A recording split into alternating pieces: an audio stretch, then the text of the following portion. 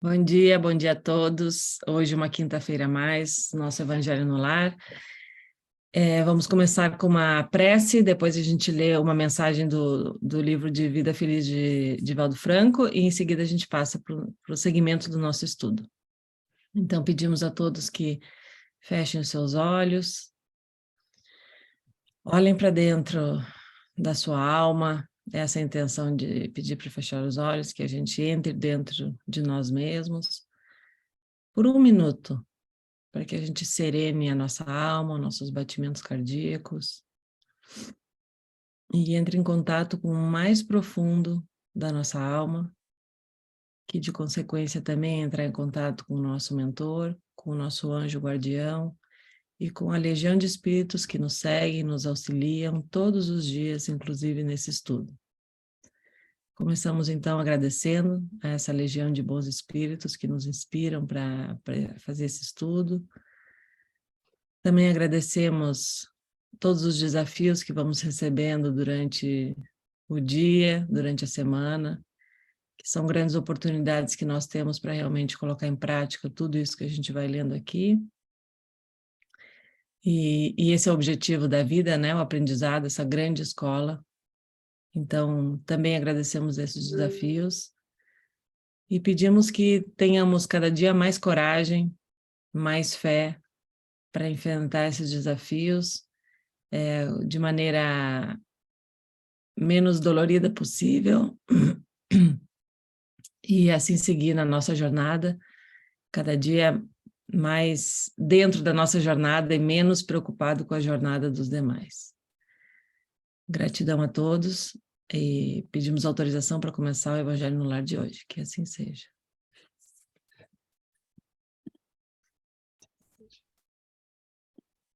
Vamos então para a nossa leitura do Vida Feliz. Coincidência ou não, né? Eu não tinha lido a mensagem antes. Antes da dificuldade do caminho e as rudes provas da evolução, resguarda-te na prece unginda de confiança em Deus, que te impedirá resvalar no abismo da revolta. Um pouco de silêncio íntimo e de concentração. A alma em atitude de súplica, aberta à inspiração, eis as condições necessárias para que chegue a apaziguadora resposta divina. Cria o clima de prece como um hábito e estarás em perene comunhão com Deus, fortalecido para os desafios da marcha. É interessante aqui, né, porque a gente geralmente tende a fazer preces por um tempo, depois fica tudo bem, a gente para, depois a gente volta, depois a gente para, né? E tem coisas que... E seria tão simples a gente criar esse hábito, né? Ou pelas manhãs, ou antes de dormir, a gente se conectar com quem quer que seja, né? Com o divino, com o nosso anjo, para que a gente fizesse esse entrar para dentro, como a gente fez agora, né? É simples, não precisa de grandes talentos, nem nada especial para fazer isso, né? Uma conversa com Deus no íntimo da gente, que a gente poderia realmente cultivar isso todos os dias. Eu achei bonita a frase ali no meio que diz a alma em atitude de súplica, porque é realmente se colocar na postura do eu sei que nada sei, né? Se colocar com humildade, se colocar aberta à inspiração. Olha que bonito, né? É realmente se colocar à disposição do universo, do divino, daquilo que é o nosso verdadeiro eu, né? Eu gosto muito dessa frase, eu habito Deus que habita dentro de mim, ou seja, nós temos essa divindade dentro de nós mesmos, nós só estamos desconectados, né? E então a importância de nos conectarmos, né? E aí, poxa, através da oração, que é realmente o que é oração, né? Muita gente diz, eu não sei rezar, eu acho um saco.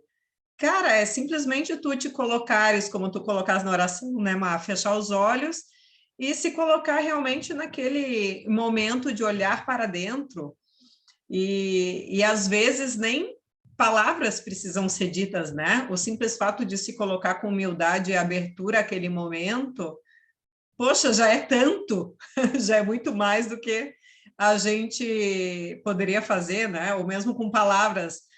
Pai nosso que estás no céu, às vezes que não serve a nada. Então, puxa, muito, muito bonito e muito profundo isso daí mesmo.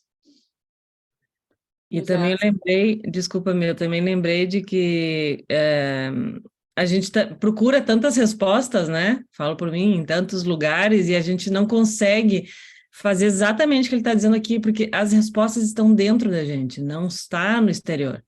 Então, se a gente não consegue fazer essa conexão, essas respostas não virão, né? Porque a gente não vai ouvir, quer dizer, elas vêm o tempo inteiro, né? Como inspiração, e a gente não vê passar, porque não tem olhos para ver. Porque não está na postura, né, de receber, está na postura do saber, como a Ká falou antes, né? Você se colocar na postura de que eu só sei que nada sei. E quando eu admito que eu não sei, eu posso sentir aquilo para onde eu me dirijo, né? Ou para onde as energias me dirigem. E quando a gente estava começando a prece, eu estava observando isso, que é justamente uma postura, que a gente até pode fechar os olhos, mas se não tiver na postura, não vai ter uma resposta, porque é realmente um segundo de um exercício em que você se conecta com algo além, né? Algo superior, como a mensagem diz, silêncio íntimo e concentração, né? Às vezes nem precisa você estar falando, é aquela energia, é a forma como você se coloca, não precisa você estar pensando, mas você se coloca ali para receber, ou súplica, né? Ou seja, pedindo que chegue aquilo que você sozinho não consegue alcançar. Então, e tem a ver tudo com essa coisa toda aqui também que a Má está dizendo, porque a gente passa a vida procurando essas respostas, né? Mas a gente não ouve, não as ouve, né? E é um desafio ainda para o ego conseguir fazer esse movimento. Não fomos educados, a gente foi educado a rezar, né? A entrar em oração. A repetir palavras, na verdade, né? Repetir Eu lembro, quando eu tinha 10 anos que eu fiz a primeira Eucaristia, agora eu me lembrei. Tinha passado 4 anos fazendo catecismo, né? Eu já era revoltada porque era 4 anos fazendo catecismo. Aí eu dizia, né? Eu dizia, minha gente, me explica, o que danada é que eu estou fazendo aqui durante 4 anos? Porque não fazia sentido para mim o que a gente estudava ali, né? Aí chegou o dia da formatura, né? Você vai fazer a primeira comunhão depois de 4 anos de faculdade. Aí, na hora que eu sentei lá, que é a primeira vez que você vai, né, comungar, vamos dizer assim, na religião católica, e na hora que eu coloquei a hóstia na boca, eu parei, me sentei, eu digo, rapaz, eu passei 4 anos ali. Ninguém nunca me disse o que é para eu fazer agora. Aí eu disse, ó, dado que não foi ensinado, então, peraí, deixa eu me colocar aqui em oração. Né? Desde eu tinha uns 10 anos de idade, eu digo, meu Deus, que espreco, né? Que desperdício de tempo. Porque com você com a criança, imagina, se eu tinha 10, eu comecei com 6, né? Mais ou menos. Então, você imagina se você, durante 6 anos, ensina uma atitude de oração a uma criança, ensina ela a se emocionar com as vibrações, ensina que ela possa entrar, né, aquela vibração superior, e não, né, um ensinamento superficial, somente... Porque ali a criança entra muito rápido nessa idade, né? Imagina que lindo que seria, né? Se fosse mais científico. É belíssimo, eu sei porque eu já tive a oportunidade de trabalhar, né, com criança bem pequenininha, eles entram no campo, tipo assim, coisa mais... Entrar em contato com o amor, né? Porque as crianças, elas não têm tanto preconceito, elas são mais abertas. É essa postura de abertura, né, que a gente está falando. É o se abrir para o que possa vir, né? Se abrir para essas mensagens, se abrir para essa inspiração, se abrir abrir o coração para essa conexão. Todo o resto é um fechamento, né? Quando eu me revolto, eu me fecho. Quando eu não entendo, eu me fecho. Quando eu espero algo que eu não sei nem o que é, eu me fecho. né? Então, você o convite é a abertura. não é educada. A criança, ela é educada e assim, ó, antes de dormir você tem que rezar. Aí o que é rezar? Obrigado por isso, obrigado por aquilo. Ok, tudo bem que a mensagem é boa, mas e se as crianças fossem também ensinada não só a dizer, né, mas a sentir aquilo ali, que é muito mais, vamos dizer assim, educativo para o espírito, mas enfim, né, a gente chega lá.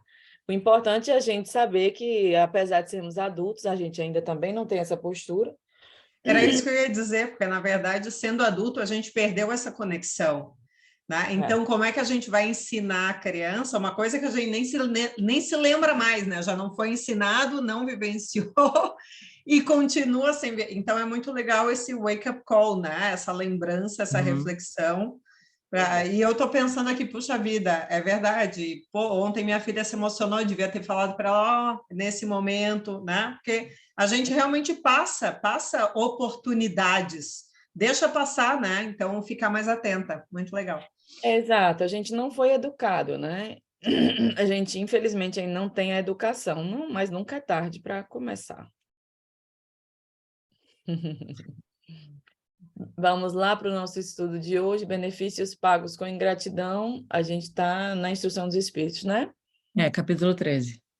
Que a vossa mão, eu nunca sei se é a esquerda ou a Esquerda, eu direita, também, mas agora eu gravei. mas, Esquerda, não enfim, saiba o que dá à direita. enfim. Vamos lá, gente. Benefícios pagos com ingratidão. O que se deve pensar dos que, tendo sido pagos com ingratidão pelos benefícios que fizeram, deixam de praticar o bem para não topar com os ingratos. Nesses, há mais egoísmo do que caridade, visto que fazer o bem apenas para receber demonstrações de reconhecimento é não o fazer com desinteresse. E o bem, feito desinteressadamente, é o único agradável a Deus. Há também orgulho, porque os que assim procedem se comprazem na humildade com que o benefício lhes vem depor aos pés o testemunho do seu reconhecimento. Aquele que procura na terra a recompensa ao bem que pratica, não a receberá no céu. Deus, contudo, levará em conta aquele que não a busca no mundo.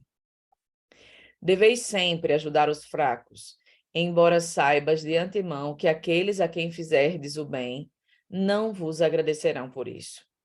Ficais certos de que, se a pessoa a quem prestais um serviço o esquece, Deus o levará mais em conta do que se o beneficiado vos houvesse pago com a sua gratidão. Deus permite que, às vezes, sejais pagos com a ingratidão. Subi um pouquinho.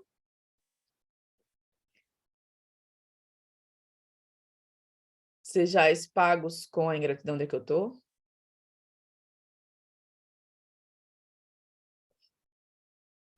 Para experimentar a vossa perseverança em praticar o bem. E quem sabe, aliás, se esse benefício esquecido momentaneamente não produzirá mais tarde bons frutos. Tende certeza de que, ao contrário, é uma semente que com o tempo germinará. Infelizmente, não vedes senão o presente. Trabalhai para vós e não pelos outros. Os benefícios acabam por abrandar os corações mais endurecidos. Podem ser esquecidos neste mundo, mas, quando o espírito se desembaraçar do seu envoltório carnal, lembrar-se-á deles e essa lembrança será o seu castigo. Lamentará a sua ingratidão. Desejará reparar a falta, pagar a dívida em outra existência, muitas vezes buscando até mesmo uma vida de dedicação ao seu benfeitor.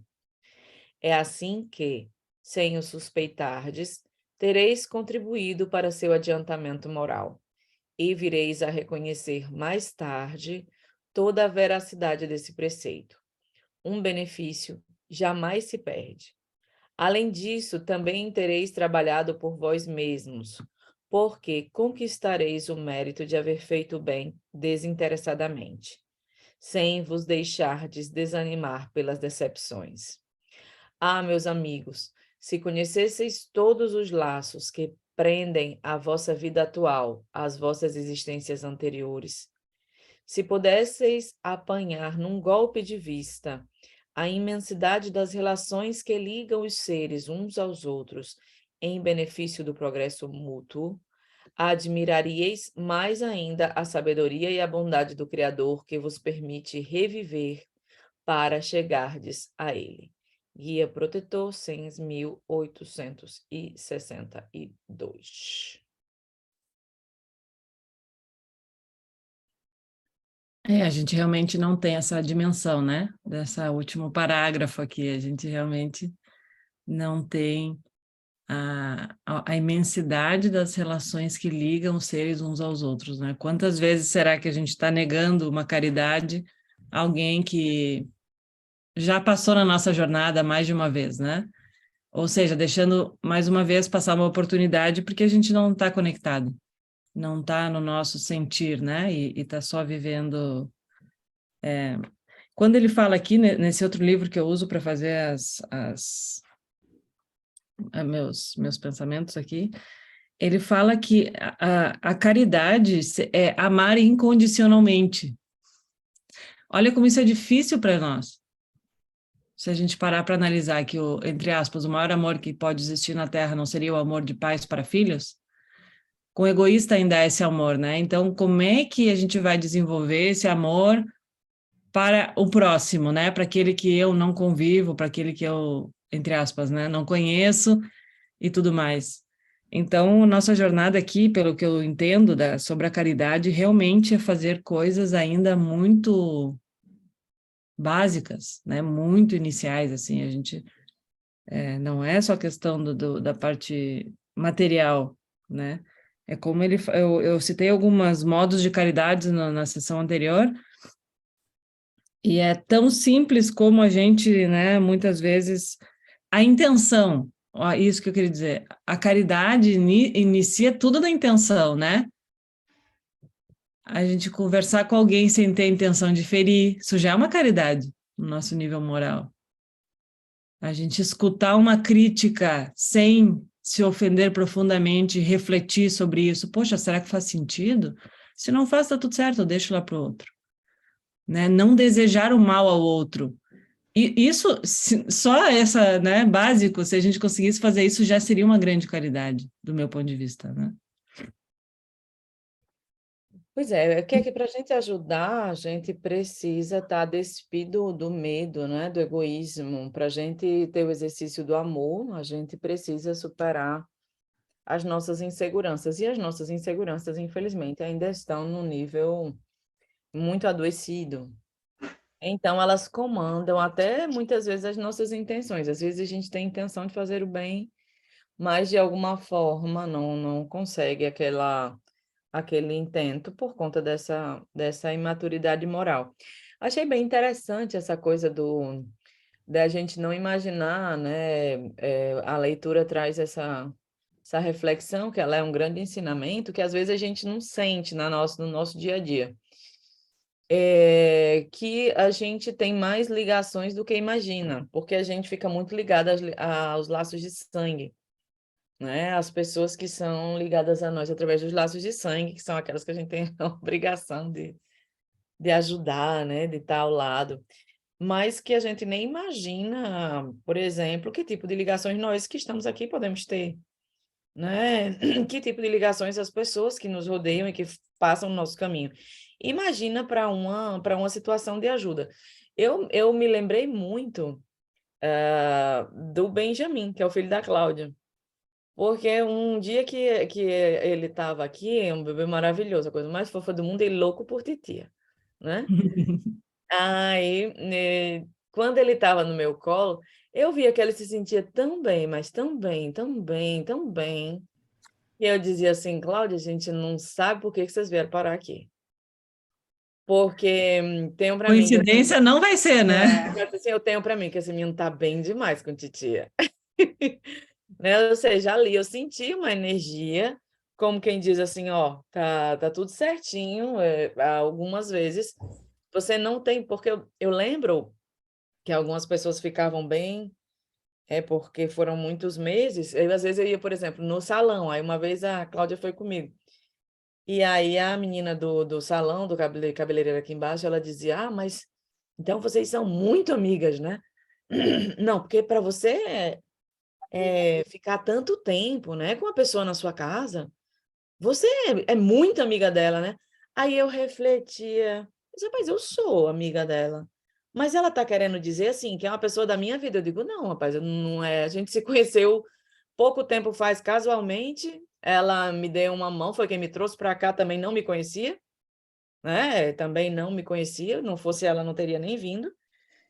E depois a gente tem pouquíssimo contato com as aulas, né? Então, assim, não é.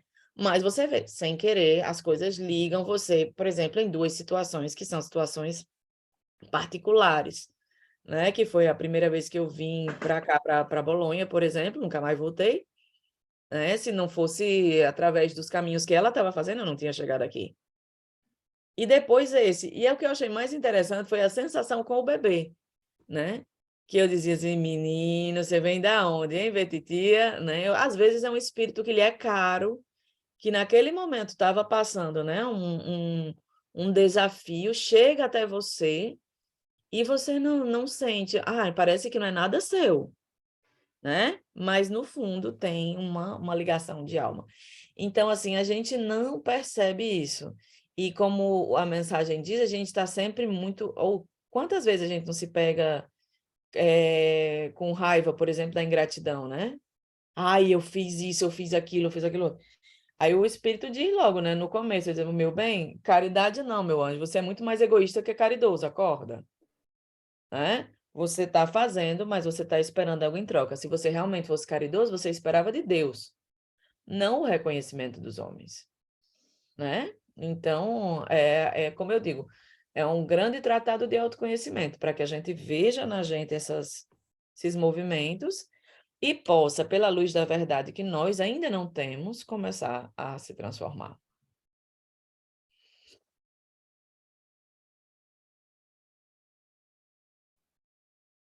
Bem interessante isso aí que tu colocou, que eu lembrei que quando a gente chegou na Espanha, a gente recebeu muita gente em casa também. E entre algumas dessas pessoas são nossos amigos até hoje, pessoas que a gente pouco fala, mas tem uma gratidão enorme, né, um pelo outro, e ficou muito amigo. E uma delas foi, inclusive, uma amiga minha que é de São Paulo, ou seja, não conhecia ela de nada, e através de uma outra amiga, ela falou, tem uma amiga que está aí que não está bem, ó, os caminhos já se abrindo, né? Daí eu falei, não, legal, disse para ela que encontrar ela num bar. Quando eu encontrei ela num bar, a menina estava péssima. Ela já estava chorando quando eu cheguei. Não, porque eu tô no não sei o quê, não tô conseguindo comer. Tarará, tava num hostel. E que os pais do namorado dela, que eram espanhóis, não tinham recebido bem ela, e que daí ela não queria ficar lá, e daí o namorado dela só ia vir, não sei, dos Estados Unidos, não sei quando, e tá. Eu me lembro que nesse dia eu cheguei em casa com ela. Cheguei e falei pro meu marido, oi, ela vai morar com a gente um pouquinho, tá? Ela tá muito mal. E o Gustavo ria, porque ele dizia, quando tu chegava em casa, geralmente tu vinha com alguém. Daí eu dizia para ela assim, ó, a gente já tá se mudando, tá? Tu não te preocupa, tu vem junto. A Má é tão má. Oh, meu Deus. E aí, ela estava recém-operada também, eu lembro que a guria não podia pegar peso, não podia fazer nada. E aí eu lembro que ela ficou 2 dias lá em casa, a gente se mudou, e ela veio junto, claro. E aí eu dizia para ela, tá, não, então o teu cômpito aí é só ficar sentado na porta, na porta do prédio, porque a gente ia largando as coisas ali até o caminhão chegar, né? Daí eu falei, para ficar controlando que o caminhão, né, que ninguém venha roubar nada. E ela sentadinha numa cadeira. Pois é, imagina assim, essas pessoas, será que passam na nossa vida por acaso, né? Pois é, não tem como, né? Tu levar para tua casa Eu alguém que mesma não conhece. quando fui fazer a palestra, né, a primeira vez em Milão, que fiquei na sua casa, por exemplo, e a gente está até hoje estudando junto, né, trabalhando junto. Então, é por acaso? Tantas pessoas a gente passa pelo caminho e elas não ficam, né? Aí a Cá só sentindo ali as verdades, só rindo. Não, eu estou refletindo aqui porque eu estava pensando nisso nessa semana, dizendo, nossa, eu ainda perco tempo em querer agradar pessoas para ter esse reconhecimento, né? E são pessoas que talvez não tem nada a ver comigo, porque quando é para ser, exatamente como vocês estão dizendo. E Exato. não adianta querer, ou como diz a Má, querer a resposta. A resposta vem quando a gente menos espera, não depende da gente. Exato. Tantas vezes a gente não escuta, o reconhecimento, ele vem da maneira mais singela que a gente possa imaginar, porque quando a gente ajuda o outro sem saber que está ajudando, quantas vezes alguém não olhou para ti e falou, fulana, nossa, eu lembro até hoje de ti que tu fez aquilo para mim, a gente nem lembra. Essa é a verdadeira caridade, na verdade. Exatamente. Não tinha nenhuma expectativa, não estava esperando, estava realmente ali dando de coração. É muito, muito, muito bonito isso, e é um tapa na cara, né? Porque é quando a gente realmente percebe, poxa vida, quantas vezes eu ainda faço querendo reconhecimento, e quando eu não faço é quando verdadeiramente tem um sentido, Me vem né? uma frase agora, porque a caridade não requer esforço. Ela é. E a gente se esforça demais para fazer as coisas, e aí fica pesado para todo mundo, para quem está recebendo, porque a gente vai passar a fatura, para quem está dando, porque está demais. É isso, é que a caridade tem que brotar do coração da gente. É muito mais simples do que a gente imagina, é muito mais sutil do que a gente... Tem que estar associada a um espírito de maturidade, né? Que a gente ainda não tem. É por isso que fica difícil de muitas vezes reconhecer. De fazer com a alma mesmo, né? A gente tem que Às fazer... vezes, né? Às vezes a gente se dedica e se esforça muito para fazer coisas que nem precisavam. Uhum. Não precisavam ser feitas por pessoas que não precisavam de ajuda. Exato, Às vezes, exatamente. quase sempre. Exato. E aí a gente fica crente que está fazendo caridade, entendeu? Então, é como a mensagem começando pela mensagem de Joana, né? Tentar se elevar ao máximo para que a gente possa aprender a ter essa condição de dar sem esperar em troca. E quando perceber que está esperando, né? Que a gente vai perceber muitas vezes, elevar o coração ao alto, né? Reconhecendo e suplicando a ajuda para que a gente possa sair daquela sintonia de egoísmo contrário à ação que a gente está tentando desenvolver de amor. Né? Tudo bem a gente mesmo sem tentar, faz parte. Mas eu não posso só tentar, pensando que sou, sendo que eu ainda nem desenvolvi aquilo. Então, eu sou caridosa, eu ajudo fulano. Eu sofro muito mais de perceber que eu não sou, né? Do que achar que sou. Porque, pelo contrário, cada coisa que eu penso, eu fiz o bem ali, eu digo, oh, meu Deus, não tinha uma atitude madura ali. Ou meu pai, aquilo ali também não tinha. Mas se você olhar isso com leveza, você olha para crescer.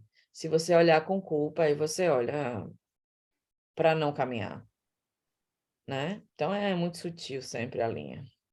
E tinha uma frase ali que dizia, né? Deus permite que você seja pago com ingratidão para ver se você vai perseverar, né? Justamente no bem. Quantas vezes a gente não faz mais porcaria nenhuma porque bando de mal agradecido, né? Ou seja, estava total fazendo, né? Na imaturidade sobre coisas que a gente fez que o outro nem pediu. Como é que ele vai ser agradecido, né? Ainda um pequeno detalhe, né? Ainda um pequeno detalhe. E aí a gente fica bravo, né? E diz assim, não faço mais o bem. É isso que dá, fazer o bem.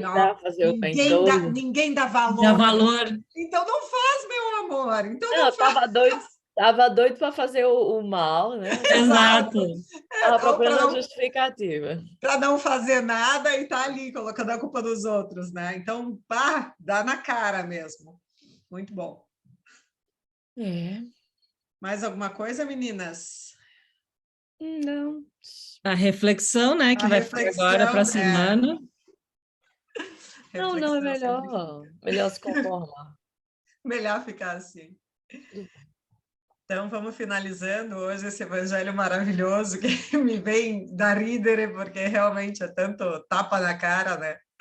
Para a gente voltar na condição da humildade, como diz Mirella, não da culpa, mas voltar na condição da humildade e dizer, meu Deus, faz-me instrumento da tua paz, que eu possa realmente ser humilde, o coração manso, para que tu possas comandar a minha verdade, porque a minha verdade és tu e eu sou a tua verdade, porque tu me pertences e eu te pertenço. Dentro do meu coração é o teu habitat, a tua morada, e eu moro também dentro do meu coração, porque somos um só.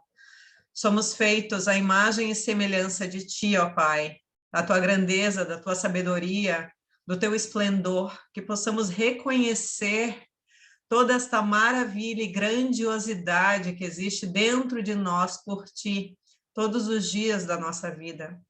E quando nos esquecermos, vem nos chacoalhar, vem nos avisar, vem nos lembrar, meu Pai, porque nós precisamos sim sermos lembrados todos os dias e que possamos, com humildade, reconhecer que ainda precisamos de ajuda, de tanta ajuda, e que por isso temos os nossos mentores, nossos guias, nossos anjos maravilhosos, 24 horas por dia ao nosso lado, acordados ou dormindo, ao nosso dispor. Basta que apenas peçamos, que apenas nos conectemos, que apenas entremos em conexão conosco mesmos, com a nossa verdade, dizendo: só sei que nada sei, faz-me, faz-me. Apenas o objeto, o instrumento, me guia a tua luz, me guia pelo teu caminho. E quando tiver a névoa davante aos meus olhos, pega-me pela mão e me leva, que eu possa ser apenas confiança e fé, frente ao desconhecido, frente às incertezas, frente ao medo. E nesses momentos, me abraça e me leva, porque aqui estou, meu Deus, aqui estou disponível, à disposição de ti. Que possamos nos lembrar dessas leituras maravilhosas e dessas palavras por toda essa semana, nos fazendo dóceis e nos fazendo a tua morada. Agradecendo mais uma vez o Evangelho desse dia, mandamos boas energias para todos aqueles que precisam ardentemente do teu chamado, do teu aconchego, do teu abrigo, mandando luz aos 4 cantos da terra, aqueles que realmente, meu Pai, aqueles que realmente estão perdidos e que estão em busca da tua luz. Que o Senhor nos abençoe, que tenhamos todos uma ótima semana. Pedimos então as bênçãos para finalizarmos o nosso evangelho de hoje. E que assim seja.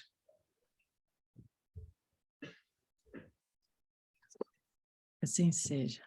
Obrigado, Ká. Obrigado, Mi. Até a próxima semana. Um beijo para todos. Obrigada, Mar. Beijo, obrigada, meninas.